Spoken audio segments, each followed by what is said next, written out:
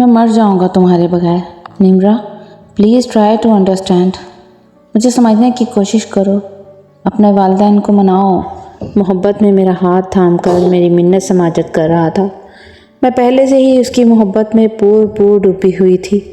اس کی ایسی بے قراریاں دیکھ کر میں اس کی دیوانی ہونے لگتی تھی۔ آریان میرے ہی محلے میں رہتا تھا اور مووی میکر کا کام کرتا تھا۔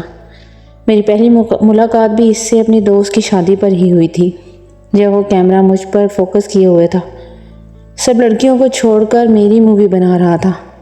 جب میں نے اسے یہ سب کرتے دیکھا تو اپنے ماتھے پر بل ڈال لیے اور اچانک ہی میں منظر سے غائب ہو گئی۔ اب وہ مجھے ہی ڈھونڈ رہا تھا۔ پچھلے 3 دن سے میں یہی تماشا دیکھ رہی تھی کہ وہ نوجوان مسلسل میری مووی بنا رہا ہے۔ آج تو حد ہی ہو گئی تھی۔ آج ہم سب لوگوں نے اس بات کو بھی محسوس کیا تھا۔ میں چپکے سے اس کے پیچھے آ کے کھڑی ہو گئی۔ وہ مجھے دائیں بائیں ڈھونڈ رہا تھا۔ اب بھی میری تصویر اس کے کیمرے پر موجود تھی۔ میں نے اس کے کندھے پہ ہاتھ تھپتھپایا۔ جیسے ہی اس نے پیچھے پلٹ کر مجھے دیکھا تو حیران رہ گیا۔ میں نے کہا یہ کیا کر رہے ہو تم؟ تو وہ کہنے لگا کیا کر رہا ہوں؟ میں نے کہا دیکھو زیادہ بننے کی کوشش مت کرو، میں 3 دن سے تمہیں نوٹ کر رہی ہوں، تم مسلسل میری ویڈیو اور تصاویر بنا رہے ہو۔ میری بات سن کر وہ کہنے لگا خوبصورت لوگوں کو حق بھی ہے کہ انہیں کیمرے میں قید کیا جائے۔ بڑی ڈٹائی سے اس نے اس کا اعتراف کیا تھا۔ میں نے کہا شرافت سے میری مووی اور تصاویر ڈیلیٹ کرو۔ وہ کہنے لگا وہ تو اب میرے دل پر چھپ چکی ہیں، اور آریان کے دل پر جب کوئی چیز چھپ جاتی ہے وہ کبھی نہیں اترتی۔ اس کی بات سن کر پہلی بار میرا دل بڑی زور سے دھڑکا تھا۔ میں نے کہا بھاڑ میں جاؤ تم۔ آج ویسے بھی ولیمہ تھا، لیکن پھر پتہ نہیں کیسے اس لڑکے نے میرا موبائل نمبر کہاں سے حاصل کر لیا تھا۔ اس کی کال مجھے رات کے 12 بجے آئی۔ میں نے پتیانی میں نیند میں ہی کال ریسیو کر لی۔ میں نے کہا کون؟ کہنے لگا آپ کا عاشق آریان۔ یہ سن کر میں پہلے تو سمجھ نہیں پائی کہ وہ کون ہے۔ میں نے کہا کیا بکواس کر رہے ہو؟ کہنے لگا نمرا تمہارے حسین چہرے نے میری نیندیں چرا کے رکھ دی ہیں، بڑی مشکل سے تمہارا نمبر حاصل کیا ہے، پلیز کچھ دیر مجھ سے بات کر لو تاکہ مجھے قرار آ جائے۔ میرا شمار پہلے ہی ایسی لڑکیوں میں ہوتا تھا جنہیں اس بات کی خواہش تھی کہ کوئی انہیں چاہے اور بڑی شدت سے چاہے۔ میں نے اس وقت تو فون ڈسکنیکٹ کر دیا، لیکن نیند میری بھی اڑ گئی تھی۔ چاہے جانے کا احساس انسان کو اچھا لگتا ہے، پھر مجھے ویسے بھی شادی کا بے حد شوق تھا اور مجھے جنونی محبت بہت پسند تھی۔ جی چاہتا تھا کوئی مجھے اپنی پوری شدتوں سے چاہے، اور آریان ایسا ہی تھا۔ اگلے روز پھر سے اس کا فون آنے لگا۔ اس کا نمبر مجھے یاد ہو چکا تھا۔ میں چاہتی تو بلاک کا آپشن میرے پاس تھا، لیکن میں نے اسے بلاک نہیں کیا۔ بس وہی لڑکیوں والے نخرے کہ میں ایسی لڑکی نہیں ہوں، مجھے آئندہ تنگ مت کرنا وغیرہ وغیرہ۔ لیکن وہ اپنی بے تابیاں بتانے لگا۔ وہ کہنے لگا مجھ پر یہ ظلم مت کرو، تمہاری آواز سن کر مجھے سکون ملتا ہے۔ بہرحال میں نے اس سے بات چیت کا سلسلہ شروع کر دیا اور یہ کہا کہ وہ مجھ سے رومانٹک باتیں نہ کرے، مجھے یہ پسند نہیں، اور دل ہی دل میں یہ کہتی کہ وہ مجھے رومانٹک باتیں ہی کیا کرے۔ پہل تو اس نے بڑی شرافت دکھائی، لیکن جب اس کے فون نہ کرنے پر میں اس سے لڑنے لگتی کہ کب سے تمہاری کال کا انتظار کر رہی تھی، فون کیوں نہیں کیا؟ تو میری بےتابی دیکھ کر وہ ہنسنے لگتا، پھر کہتا تمہاری تڑپ دیکھنا چاہتا تھا تو قسم سے جان دینے کو جی چاہتا ہے۔ میں نے کہا بہت مزہ آ رہا ہے تمہیں، یاد رکھنا جس دن میں نے تمہارے ساتھ یہ سب کیا تو تم بہت پچھتاؤ گے۔ میری بات سن کر وہ کہنے لگا نہیں نمرا تم یہ مت کرنا، میں سچ میں مر جاؤں گا۔ میں نے کہا آریان کیا اتنی محبت کرتے ہو مجھ سے؟ وہ کہنے لگا جس دن تم میری دلہن بن کر آؤ گے اس دن تمہیں پتہ چل جائے گا۔ میں جانتا ہوں تم میری شدتیں اور میرا جنون سہ نہیں پاؤ گی، اتنی شدت سے چاہوں گا تمہیں۔ اس کی اس طرح کی باتیں میرا سکون، چین، میری نیند سب کچھ چھڑا دیتی تھیں۔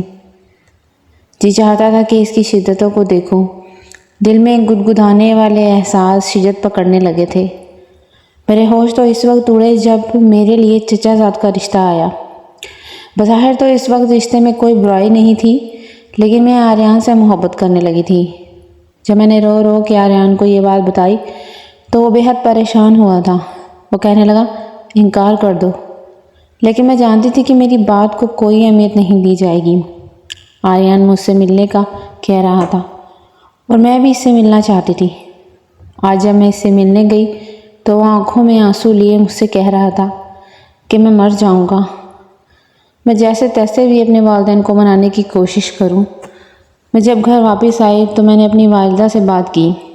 میری بات سن کر میری والدہ کہنے لگی، نمرہ تمہارا دماغ خراب تو نہیں ہو گیا؟ میں تمہاری شادی شہزاد سے ہی کروں گی، اچھا خاصا کام کاروبار ہے اس کا، اور تم وہ چھوڑ کر ایک ایسے لڑکے سے شادی کرنا چاہتی ہو جو مووی میکر ہے۔ وہ دے ہی کیا سکتا ہے تمہیں؟ ہر ماں باپ اپنی اولاد کے لیے اچھا چاہتے ہیں، اور شہزاد اچھا لڑکا ہے۔ مجھے اپنا کزن شہزاد بالکل نہیں پسند تھا۔ وہ کافی سنجیدہ مزاج تھا۔ جب بھی ہمارے گھر آتا تھا تو نظریں جھکائے بیٹھا رہتا تھا۔ مجال ہے کہ اس نے کبھی مجھے دیکھنے کی کوشش کی ہو یا پھر مجھ سے کبھی ایسا اظہار کیا ہو۔ میں اس وقت آریان کی محبت میں پوری کی پوری دیوانی ہو چکی تھی۔ میں نے اپنی والدہ سے کہا کہ میں شادی کروں گی تو صرف آریان سے۔ میری والدہ نے مجھے بہت سمجھانے کی کوشش کی۔ وہ کہنے لگی کہ تم بہت بڑی غلطی کر رہی ہو، بہت پچھتاؤ گی۔ اس لڑکے کا کام ایسا نہیں کہ وہ تمہیں خوش رکھ سکے۔ میں نے کہا کہ محبت سے انسان خوش رہ لیتا ہے، میں بھی رہ لوں گی، بس آپ میری شادی آریان سے کر دیں۔ وہ آج ہی اپنی والدہ کو لے کر آئے گا، اور میں اپنی ماں سے بہت بحث کر رہی تھی کہ اگر انہوں نے عزت سے میری شادی نہیں کی تو میں بھاگ جاؤں گی۔ میں نہیں جانتی تھی کہ میری ماں نے میرے ماں باپ کو کیسے راضی کیا، لیکن جب آریان کی والدہ آئیں تو میری ماں نے وہیں رشتے پر ہاں بھی کر دی۔ میں بہت خوش تھی کہ میری والدہ نے کہا کہ بس 2 مہینے کے اندر اندر آپ لوگ شادی اور رخصتی لے سکتے ہیں۔ ان دنوں میں ہواؤں میں جھوم رہی تھی۔ آریان کی کالز میری باقی کی رہی صحیح نیندیں بھی اڑا چکی تھی۔ وہ کہتا تھا کہ جس رات تم میرے پاس آؤ گی تو میں تمہیں سونے نہیں دوں گا، میں اتنی محبت دوں گا کہ تم سوچ بھی نہیں سکتی، کمرے سے باہر جانے نہیں دوں گا، 2 دن تمہیں کمرے میں ہی رکھوں گا اور تم پر اپنی شدتیں بکھیرتا رہوں گا۔ اس کی باتیں میرا چین چرا چکی تھی۔ جب میں رخصت ہو کر اس کے چھوٹے سے گھر میں گئی تو مجھے نہ تو اس کے چھوٹے سے گھر سے کوئی فرق پڑ رہا تھا اور نہ یہ کہ وہ ایک کرائے کے گھر میں رہتا ہے۔ اس کا چھوٹا سا کمرہ بھی مجھے بہت اچھا لگ رہا تھا۔ میری والدہ رخصتی پر ہی مجھے کہہ چکی تھی کہ میں نے تمہاری بات مجبوراً مانی ہے۔ میرا یہاں شادی کا کوئی ارادہ نہیں تھا۔ میں تمہارا اچھا اور بہترین مستقبل چاہتی تھی، اور ہر ماں کی یہی کوشش ہوتی ہے کہ باقی نصیب کی بات ہے کہ بیٹی جس کے ساتھ رخصت ہو گئی ہے وہ آگے چل کر کیسا ہو اور کیسا نہیں، لیکن ماں باپ بہتر اور بہترین کرنے کی ہی کوشش کرتے ہیں۔ میں اپنی محبت پا کر بڑی خوش تھی۔ کمرے میں آریان کا انتظار کر رہی تھی، لیکن رات کا 1 بج چکا تھا، پتہ نہیں وہ آیا کیوں نہیں تھا۔ 1 بجے کمرے کا دروازہ کھلا تھا۔ اسے اپنے کمرے میں دیکھ کر میری بے قراریاں عروج پر تھیں۔ شادی سے پہلے کی جانے والی ساری باتیں یاد کر کے میرا چہرہ سرخ اور گلنار ہونے لگا تھا۔ وہ بڑی جلدی کمرے میں داخل ہوا، پیر سے کمرے کا دروازہ بند کیا اور تیز تیز قدم اٹھاتا ہوا میرے پاس آ کر بیٹھ گیا۔ میں مسکرا رہی تھی۔ اس نے تھوڑی سی پکڑ کر میرا چہرہ اوپر کیا اور کہنے لگا، آخر ہماری محبت رنگ لے ہی آئی، بہت خوبصورت لگ رہی ہو۔ میری محبت نے تمہیں بے حد حسین کر دیا ہے، اور باقی رہی صحیح کسر آج کی رات پورا کر دے گی۔ اس نے میرا ہاتھ پکڑا اور اپنے دوسرے ہاتھ کی انگلیوں سے میری چوڑیوں سے کھیلنے لگا۔ وہ کہنے لگا، مجھے تو اپنی آنکھوں پر ہی یقین نہیں آ رہا، کچھ تو تم بھی کہو۔ میں نے کہا، میں کیا کہوں، مجھے بھی یقین نہیں آ رہا، میں بہت خوش ہوں۔ دل میں بس ایک ہی ملال تھا کہ میرے والدہ نے اپنی خوشی سے مجھے رخصت نہیں کیا، لیکن پھر میں نے سوچا کہ جب میں آریان کے ساتھ خوش رہوں گی تو آہستہ آہستہ میرے والدین بھی میری خوشی دیکھ کر اس بات کو ماننے پر مجبور ہو جائیں گے کہ میرا فیصلہ صحیح تھا۔ بہرحال آریان نے اپنے ہاتھوں سے میرا زیور اتارا تھا اور ساتھ ساتھ اپنی میٹھی میٹھی باتیں بھی کرتا رہا۔ میرے دل میں جذبات بھی عروج پر تھے، لیکن جھجک اور شرم بھی آڑے آ رہی تھی۔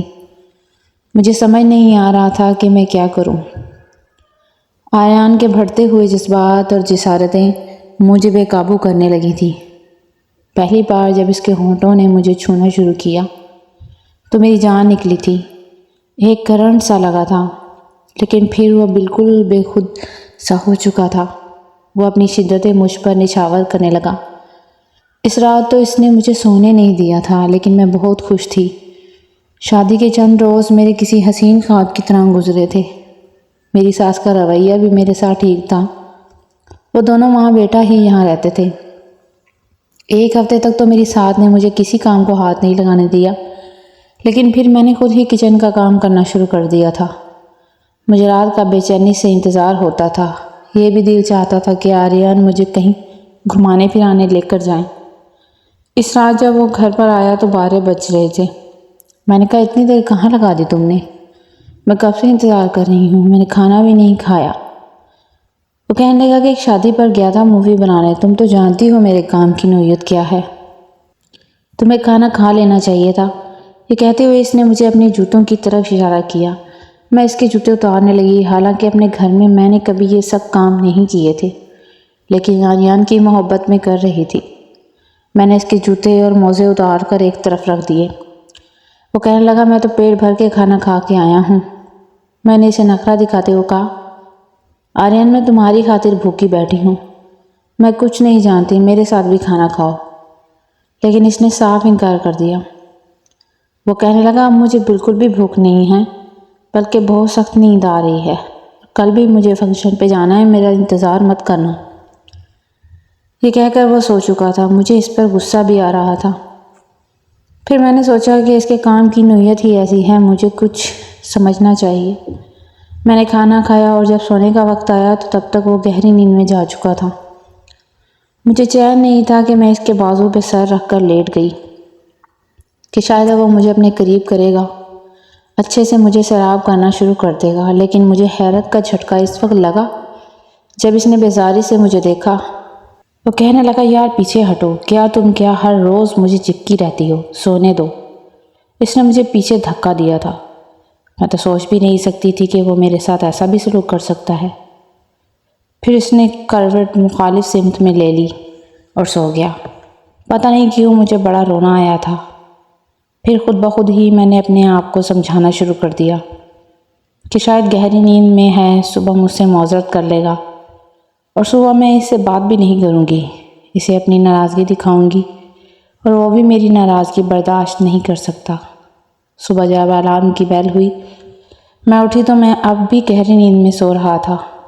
میں نے سوچا کہ اسے اٹھا دوں، لیکن وہ کہنے لگا، کیا مصیبت ہے؟ میں نے کہا، تم اس وقت شوٹ پر جاتے ہو۔ وہ کہنے لگا، آج نہیں اٹھنا، رات میں ہی جانا ہے، مجھے سونے دو۔ میں برے دل کے ساتھ کمرے میں باہر آئی اور اپنی ساس کا ناشتہ بنایا۔ وہ دوپہر 12 بجے اٹھا تھا۔ اٹھتا ہی نہا دھو کر کمرے سے باہر آ گیا۔ پھر مجھے کہنے لگا، ناشتہ بنا دو۔ میں نے ماتھے پہ بل ڈالے اور اسے ناشتہ دے دیا۔ میں نے اس سے بات تک نہیں کی، اور حیرت مجھے یہی تھی کہ اس نے پوچھنے تک کی زحمت نہیں کہ تم مجھ سے بات کیوں نہیں کر رہی۔ میں اگر فون پر بھی کبھی اس سے بات نہیں کرتی تھی تو وہ بے چین ہو جاتا تھا، کہتا تھا کہ پلیز ایسا مت کیا کرو، تمہاری آواز نہیں سنتا تو 100 وسوسے دل میں آتے ہیں۔ میں اپنی بہنوں میں سب سے زیادہ خوبصورت تھی۔ مجھ سے چھوٹی 2 بہنیں اور ایک بھائی بھی تھا۔ سب سے بڑے ہونے کے باوجود میں نے کبھی بھی زیادہ کام نہیں کیا تھا۔ ایک تو میں خود سر اور دوسرا اپنے ماں باپ کی لاڈلی بھی تھی، کیونکہ ان کی شادی کے 5 سال بعد میں نے جنم لیا تھا۔ انہوں نے میرے نخرے بھی بہت اٹھائے تھے۔ بس میرے اس قدم پر انہیں شاید بہت افسوس تھا، اس لیے امی تو مجھ سے رابطہ تک نہیں کرتی تھیں۔ جیسے جیسے دن گزرنے لگے، آریان کا رویہ مجھ سے بدلنے لگا تھا۔ اس کی محبت کی وہ شرطیں، وہ جنونی پن کہیں غائب ہونے لگا تھا، لیکن مجھے چین نہیں تھا۔ پھر آہستہ آہستہ گرمیوں کا مہینہ بھی شروع ہو گیا۔ میرے والد اچھا کماتے تھے، اس لیے انہوں نے مجھے جہیز میں AC بھی دیا تھا۔ میں نے تو رات کو AC آن کیا تو آریان کہنے لگا، یہ کیا کر رہی ہو، بند کرو اسے۔ اتنا بل نہیں بھر سکتا میں، تمہارے باپ نے تو اٹھا کر تمہیں AC دے کر جان چھڑائی ہے۔ बेटी का इतना एहसास था तो हर महीने एसी का बिल भी दे देते या फिर सोलर लगवा देते। मैंने कहा मुझे तो गर्मी में रहने की आदत नहीं है। वो कहने लगा तो जाओ जाके अपने बाप से कहो कि तुम्हें सोलर लगवा दे, मैं तो इतना खर्चा अफोर्ड नहीं कर सकता। जमाई लेते ही इसने कहा था, फिर आराम से बेड पे लेट गया। रिमोट से एसी को बंद किया और एक तरफ रिमोट फेंक दिया। मैंने कहा कि आर्यन मुझसे गर्मी बर्दाश्त नहीं होती है, पूरा दिन मैं किचन में काम करती रहती हूँ, रात तो मुझे सुकून से सोने दो। वो कहने लगा देखो मैं इतना बड़ा बिल अफोर्ड नहीं कर सकता। अच्छा ऐसे करो, मेरा सर दबाओ, मेरे सर में बहुत दर्द हो रहा है और टांगे भी बहुत खींची हुई हैं। एक तो मूवी बनाने के चक्कर में कई कई घंटे खड़े रहना पड़ता है। वही अक्सर बदल चुका था। मैंने इसका सर दबाया, इसके पाँव की भी मालिश की। तब तक वो सो चुका था, लेकिन गर्मी से मुझे नींद नहीं आ रही थी। वो कभी कमरे की खिड़कियाँ खोलती तो कभी दरवाज़ा खोलती। मुझे याद आने लगा कि मेरे वालिद भी कारोबार की वजह से जब मुझे एसी बंद करने का कहते तो मैं इनसे लड़ पड़ती थी कि अब्बा मुझे नहीं पता, आपको पता है मुझसे कभी बर्दाश्त नहीं होता, मेरा तो रंग सारा ख़राब हो जाएगा इस गर्मी में सोकर, हब्स के मारे मुझसे नहीं रहा जाता। मेरी वालदा कहने लगी कि देखो निमरा, तुम्हारे वालिद का इस बार कारोबार में नुकसान हो गया है, दुआ करो इनका काम कारोबार ठीक हो जाए। उन्होंने कभी भी ऐसे एसी बंद नहीं किया है, लेकिन इस बार थोड़ा सा हालात के साथ गुजारा कर लो। लेकिन मैं कहती थी अम्मा नहीं, मुझे नहीं पता, मुझसे नहीं बर्दाश्त हो रही गर्मी। तब मेरे वालिद कहते थे चलो छोड़ो, तुम एसी चला दो, ये सब खर्चे तो अल्लाह ताला पूरे कर देता है।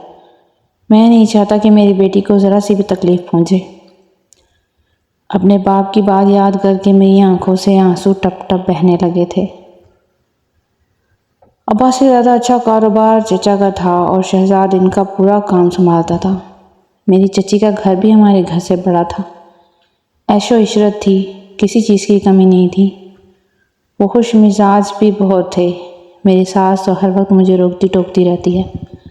कभी कहती थी तुम खाना बहुत बनाती हो, इनमें ज़रा भी जायका नहीं होता, तो कभी कहती थी कि बर्तन धोती हो तो साफ़ नहीं धुले होते।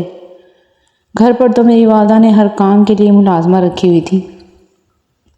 मैं ज़्यादा काम करती ही नहीं थी। रात को जब मैं बर्तन धोकर कमरे में आई तो आर्यन इस वक्त किसी की शादी की मूवी को सेट कर रहा था। वो अपने लैपटॉप पर मसरूफ़ था। मुझे देखकर कहने लगा एक कप चाय बना दो। मैं दोबारा से किचन में चली गई, इसके लिए चाय बनाकर लाई और कप साइड टेबल पर रख दिया। मैंने अपने खूबसूरत हाथों की तरफ देखा जो बिल्कुल बेरौनक हो चुके थे।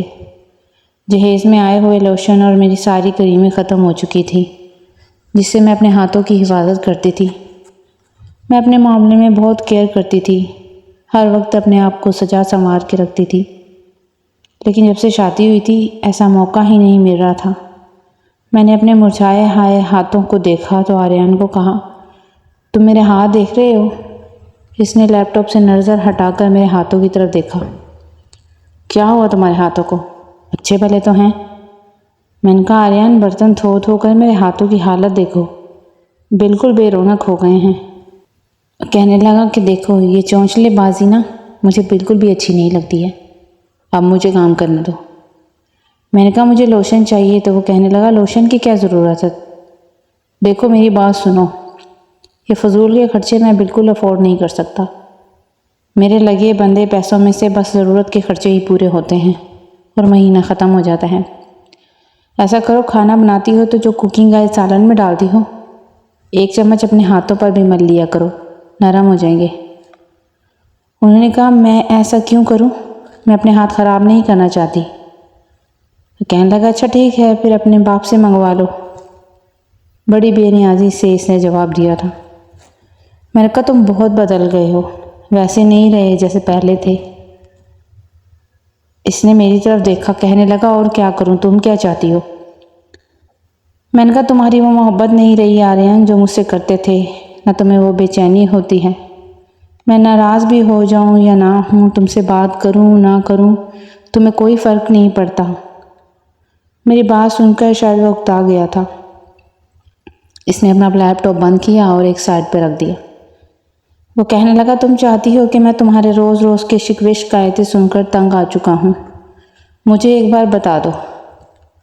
میں نے کہا میں تمہاری وہی محبت چاہتی ہوں جو تم مجھ سے کرتے تھے، تم بدل گئے ہو۔ یہ کہتے ہوئے میری آنکھوں سے موٹے موٹے آنسو بہنے لگے۔ وہ کہنے لگا، لو اب پھر سے تمہارا ڈرامہ شروع ہو گیا۔ دیکھو نمرا، میری بات سنو، میں تمہاری مورتی بنا کر روزانہ اس کی پوجا نہیں کر سکتا۔ ٹھیک ہے، محبت کی تھی تو شادی کر لی، تم سے اب کیا کروں؟ تم سارے کام چھوڑ کر بس تمہارے ساتھ چوما چاٹی کرتا رہوں؟ شادی کے بعد میری ذمہ داریاں بڑھ چکی ہیں۔ پہلے تو ماں بیٹا ہوتے تھے، جو ہوتا تھا کھاپ لیتے تھے۔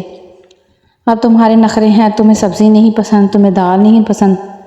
میں نے کہا جھوٹ مت بولو، تمہارے کہنے پہ میں بغیر اسی کی سوتی ہوں۔ تمہاری مما جو کہتی ہے میں وہی پکا لیتی ہوں۔ اگر سبزی میں چکن بھی ڈال دیا جائے تو تمہاری والدہ کہتی ہیں کہ آریان کو پسند ہے، اس لیے ایسے کرو، اس کے لیے رکھ دو۔ میں تو سبزی سے بھی روٹی کھا لیتی ہوں۔ میں نے آنسو بہاتے ہوئے کہا تھا۔ میں نے کہا اپنے باپ کے گھر میں نے بہت اچھی زندگی گزاری ہے۔ یہ سن کر تب کے رہ گیا، کہنے لگا دفع ہو جاؤ یہاں سے، جاؤ اپنے باپ کے گھر۔ ہر وقت مجھے یہ بات مت سنایا کرو کہ باپ کے گھر یہ ہے وہ ہے۔ اپنے باپ کے گھر تم نے اتنی عیش کی ہے۔ دیکھو میں نے تمہارے ساتھ زبردستی نہیں کی تھی، تم چاہتی تو مجھے ڈانٹ کر فون بند کر سکتی تھی، نہ کرتی مجھ سے دوستی، نہ مجھ سے محبت کرتی۔ اور تم جانتی تھی کہ میں کیا کام کرتا ہوں، میں تمہیں عیش نہیں کروا سکتا۔ میں نے کہا محبت تو دے سکتے ہو نا۔ پتہ نہیں کیوں میں التجا کر رہی تھی، ایسا لگ رہا تھا جیسے میں اسی کی محبت کی بھیک مانگ رہی ہوں۔ وہ میری طرف دیکھ کر کہنے لگا، مجھے سمجھ نہیں آتی ایک عورت ہو کر تمہاری آنکھ کیوں نہیں ٹھنڈی ہو رہی۔ مجھے نہیں لگتا کہ میں نے تمہاری تسلی کر سکوں گا۔ عورتیں تو مرد کے رومانس میں بہت جلد تنگ آ جاتی ہیں، بار بار مرد کے بڑھتے ہوئے جذبات کو دیکھ کر خود ہی پیچھے ہٹنے لگ جاتی ہیں، اور تم ہو منہ سے مجھ سے کہتی ہو کہ تم سے محبت نہیں کرتا۔ ارے کیا کروں؟ ویسے اس طرح کی محبت کرنے کے لیے بھی اچھی خوراک کی ضرورت ہوتی ہے، سمجھی؟ میں خود کو کمزور نہیں کرنا چاہتا۔ اس کی بات سے مجھے لگا جیسے اس میں میری تذلیل کر کے رکھ دی ہو۔ میں نے اپنا تکیہ درست کیا اور مخالف سمت کروٹ بدل کر رونے لگی۔ ایسی محبت تو شاید شہزاد بھی مجھ سے کر لیتا۔ شادی کے شروع میں تو ہر مرد ایسے ہی جذبات دکھاتا ہے، پھر کیا فائدہ ہوا لو میرج کا؟ اپنے ماں باپ کا دل دکھانے کے بعد وہ بھی ایک عام سا مرد تھا۔ شادی کے بعد اس کی جسارتیں، اس کی شدتیں، اس کے جنون، اس کی محبت اور محبت کے دعوے سب کچھ پھیکے پڑ چکے تھے۔ میری ماں نے مجھے کتنا سمجھانے کی کوشش کی کہ یہ سب جذباتی ابال ہے، کل کچھ اگر تنگیاں برداشت کرنی پڑیں گی تو تم روتی دیکھنا نہیں جاؤ گی، اور نمرا میں تمہیں پچھتاتا وہ دیکھنا نہیں چاہتی۔ لیکن میں نے ان کی ایک بھی بات نہ مانی۔ میرے سر پر آریان کا بھوت سوار ہوا تھا۔ مجھے لگتا تھا کہ وہ مجھے نہیں ملے گا تو میں مر جاؤں گی، اور جیسی محبت وہ مجھ سے کرتا ہے کوئی دوسرا کر ہی نہیں سکتا۔ لیکن سب کچھ جھوٹ تھا۔ شاید ہم لڑکیاں ہی ایسی چکنی چپٹی باتیں سن کر اور اس طرح کی فلمیں ڈرامے دیکھ کر سمجھتی ہیں کہ شوہر ہر وقت بیوی کے پیچھے پیچھے دیوانوں کی طرح پھرے گا، اس سے محبت کرے گا اور اسے سیراب کرتا رہے گا کسی ہیرو کی طرح۔ لیکن حقیقت اس سے بہت مختلف نکلتی ہے، اور شاید حقیقت یہی ہوتی ہے۔ آج جب حقیقت کا اصل رخ میں نے دیکھا تو میرے آنسو کے علاوہ کچھ نہیں رہا تھا، کیونکہ میں اپنی ساری آسائشیں جس شخص کے لیے چھوڑ کر آئی تھی اسے میری ذرا بھی قدر نہیں تھی۔ میری قدر اور محبت اس کی نظر میں تب تک تھی جب تک میں اس سے دور تھی، لیکن اب میں اس کے لیے بالکل غیر اہم تھی۔ میں اس کے لیے اب ضروری نہیں رہی تھی۔ اور ایک بار بھی اس نے مجھے یہ نہیں کہا کہ نمرا پلیز رو مت، تمہارے آنسو مجھے بے چین کر دیں گے، جیسے پہلے کہتا تھا۔ جب شہزاد کا رشتہ آیا تو فون پر میں ایسے رو رہی تھی اور کہتا تھا کہ خدا کے لیے مت رو ورنہ میں سو نہیں پاؤں گا، تمہاری سسکیاں مجھے ساری رات سونے نہیں دیں گی، چین نہیں لینے دیں گی۔ اور اب بڑا بے فکر ہو کر اپنا کام کر رہا تھا۔ بہرحال میں نے اپنے آپ کو سمجھانا شروع کر دیا تھا، اس کے حالات کے ساتھ ساتھ گزارا بھی کرنا شروع کر دیا۔ لیکن ہوش تو میرے اس وقت اڑے جب ایک بار اس نے الماری میں سے ایک میڈیسن دیکھی جسے آریان روزانہ کھاتا تھا، اس لیے کہ مجھے اولاد نہ ہو سکے۔ رات کو جب وہ واپس آیا تو میں بے حد غصے میں تھی۔ آخر وہ کیوں چاہتا تھا کہ مجھے اولاد نہ ہو؟ میری شادی کو 8 ماہ ہو چکے تھے۔ مجھے سمجھ نہیں آ رہا تھا۔ میری ساس نے بھی کبھی مجھے یہ نہیں کہا کہ تمہاری ابھی تک خوشخبری کیوں نہیں ہوئی، ورنہ ساسیں تو شادی کے بعد بہو کے پیچھے پڑ جاتی ہیں۔ میں نے آریان کے سامنے جب میڈیسن رکھی تو اس نے حیرت سے مجھے دیکھا، پھر ماتھے پہ بر ڈال دیے اور کہنے لگا، کیا ہے؟ میں نے کہا یہ تو مجھے پوچھنا چاہیے کہ یہ کیا ہے۔ وہ کہنے لگا میری چیزوں کو میں کم گھسا کرو، سمجھی نا؟ میں نے کہا تم کیوں نہیں چاہتے کہ ہمیں اولاد ہو؟ وہ کہنے لگا کہ میں بھی بچہ افورڈ نہیں کر سکتا، تمہیں سمجھ کیوں نہیں آتا؟ دیکھو تم نے اپنے باپ سے لڑ کر اچھا نہیں کیا، اگر انہیں طریقے سے راضی کرتی تو کم سے کم وہ مجھ سے غصہ نہیں کرتے اور لاکھوں کی سلامی دیتے۔ تمہارے باپ کے پاس جانتے ہو نا کتنے پیسے ہیں؟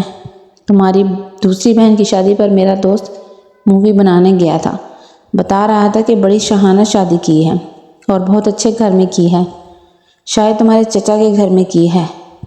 جہیز میں گاڑی بھی دی ہے اور تمہیں کیا دیا ہے؟ کچھ بھی نہیں۔ میں نے کہا میں نے ضد کر کے تم سے شادی کی تھی، ہوتی تو میری شادی بھی ایسے ہی ہوتی، اتنی ہی شاہانہ۔ کہنے لگا زبان نہ چلاؤ میرے ساتھ، تمہاری اپنی مرضی بھی شامل تھی، میں تمہاری منتیں نہیں کی تھی، تم بھی میری محبت میں مری جا رہی تھی۔ مجھے تو اس وقت پر افسوس ہے جب میں نے تم سے محبت کی، قسم سے بہت پچھتا رہا ہوں۔ تم سے زیادہ خوبصورت حسین لڑکی اور امیر لڑکی مرتی ہے مجھ پر۔ اس کی بات سن کر میرا جی چاہا کہ اس کا حشر نشر کر کے رکھ دوں۔ میں نے کہا اپنی باتوں سے تم نے مجھے بہکایا تھا، بڑے بڑے دعوے کیے تھے، اور اب نہ تو مجھے کہیں ہنی مون پر لے کے گئے ہو اور نہ ہی مجھے اولاد دینا چاہتے ہو۔ وہ کہنے لگا میرے ساتھ زیادہ زبان مت چلاؤ، جب میں خود کو اس قابل سمجھ لوں گا کہ ایک بچے کو افورڈ کر سکوں تو پیدا کر لوں گا۔ میں نے اس بات پہ بھی صبر کر لیا، لیکن ایک بار میری رات کو آنکھ کھلی تو آریان میرے برابر میں نہیں سو رہا تھا۔ جب میں اٹھ کے کمرے سے باہر آئی تو وہ لانچ میں فون پر کسی سے ہنس کر باتیں کر رہا تھا۔ وہ کہہ رہا تھا تمہارے خوبصورت حسین چہرے نے میری راتوں کی نیندیں اڑا کے رکھ دی ہیں، قسم سے مجھے نہیں پتا تھا تم اتنی حسین ہو۔ وہ وہی باتیں کر رہا تھا جو کبھی مجھ سے کرتا تھا، شاید رات کے اندھیرے میں مجھے دیکھ نہیں پایا تھا۔ وہ کہنے لگا جانے من تمہیں بتا نہیں سکتا، مر مٹا ہوں تم پر، اپنی ایک ملاقات کا شرف مجھے بخش دو، ورنہ مجنوں بن کے گلیوں میں ننگے پاؤں گھومنا پڑے گا۔ پھر کہنے لگا کہ مجھے اندازہ نہیں ہے کہ میں تمہاری محبت میں اس قدر پاگل ہو چکا ہوں کہ تم ذرا ایک ملاقات تو ہونے تو دو، میری شدتیں اور میرا جنون برداشت نہیں کر پاؤ گی۔ اس کی وہی باتیں تھیں جسے سن کر کبھی میں دیوانی ہو جاتی تھی، سمجھتی تھی کہ جتنی محبت یہ مجھ سے کر سکتا ہے کوئی کر ہی نہیں سکتا۔ لیکن اب سمجھ میں آ گیا تھا کہ عورت مرد کے لیے اس وقت تک دلچسپی کا باعث ہوتی ہے جب تک اس کی دسترس سے دور ہوتی ہے۔ جب وہ اسے پا لیتا ہے تو اس کو سارا جنون، ساری محبت سمندر کی جھاگ کی طرح بیٹھ جاتی ہے۔ وہ بھی ایک عام مرد بن جاتا ہے، جیسے بے قراریاں، بے تابیاں وہ اس لڑکی کو دکھا رہا تھا جس سے اس کو نیا نیا عشق کا بخار چڑھا تھا، کبھی میرے ساتھ بھی کرتا تھا۔ اب میں سمجھ نہیں پا رہی تھی کہ خود پر ہنسوں یا اپنی قسمت پر۔ میں جتنے بھی آنسو بہاتی کم تھے، اگر میں نے آریان کی باتوں پر کہاں نہ دھرے ہوتے اور عقل سے کام لیا ہوتا تو آج یہ دن نہ دیکھنا پڑتا۔ میں اپنے پیچھے کی ساری کشتیاں جلا کر آئی تھی، اور اگر یہاں پر واپس جاتی تو بھی میری ماں مجھے قبول نہ کرتی۔ وہ یہی کہتی کہ محبت تم نے کی تھی تو جاؤ اب جا کر نبھاؤ، اسی کے ساتھ زندگی گزارو۔ میں چپ چاپ کمرے میں آ گئی، آریان سے بھی کچھ نہیں کہا۔ کچھ دیر بعد وہ بھی کمرے میں آ چکا تھا اور سو چکا تھا۔ ایک رات وہ پوری رات گھر میں نہیں آیا تھا۔ صبح آیا تو کہنے لگا نائٹ شوٹ تھا، اس نے پوری رات ہی مووی بناتا رہا۔ لیکن میں اس کی گردن پر سرخ نشان کو دیکھ چکی تھی، لیکن نظریں چرا گئی۔ جانتی تھی کہ یہ وہ کون سی نائٹ شوٹ میں اس وقت گزار کے آیا ہے، لیکن چپ چاپ ہی رہی۔ اس سے کوئی سوال نہیں کیا، کیونکہ اگر سوال کرتی اور اسے یہ پتہ چل جاتا کہ میں اس کی طرح کی حرکتوں سے واقف ہو چکی ہوں تو یقیناً وہ مجھے چھوڑ دیتا اور میں واپس اپنے ماں باپ کے پاس چلے جانے کے قابل نہیں رہی تھی۔ پتہ نہیں کس لڑکی کی زندگی برباد کر کے آیا تھا، کس کو سہانے خواب دکھا کر آیا تھا۔ اگر میرے باپ نے حق مہر کی رقم 15 لاکھ نہ لکھوائی ہوتی تو شاید وہ مجھے چھوڑ چکا ہوتا، لیکن میں اب بھی اس کی نکاح میں تھی۔ میں جانتی تھی کہ وہ چند ماہ بعد ہر ایک نئے عشق میں مبتلا ہو جاتا ہے، لیکن میں چپ تھی۔ آپ سے اپنی کہانی سنانے کا مقصد یہ ہے کہ اپنے ماں باپ کو کبھی بھی غلط مت سمجھیے گا اور اپنے جذبات میں آ کر کبھی بھی محبت کے 4 جملوں پر اپنی زندگی داؤ پر مت لگائیے گا۔ میں نہیں کہتی کہ ماں باپ جہاں بھی شادی کرتے ہیں وہاں پر عورت ہمیشہ خوش رہتی ہے، اسے تنگی نہیں ملتی، قسمت میں تنگی لکھی ہو تو ملتی ہے، کیونکہ اونچ نیچ زندگی میں آتی رہتی ہیں، لیکن باخدا ماں باپ کی نیت کبھی بھی اپنی بیٹیوں کو لے کر ایسی نہیں ہو سکتی کہ وہ خوش نہ رہیں۔ وہ اپنی طرف سے پوری کوشش کرتے ہیں، زندگی بھر دعائیں بھی دیتے ہیں، اور اگر کبھی شوہر آریان جیسا نکل آئے تو کم از کم ماں باپ کے دروازے بیٹی کے لیے کھلے تو ہوتے ہیں نا۔ آپ کا کیا خیال ہے؟ اپنی رائے کومنٹ میں ضرور بتائیے گا۔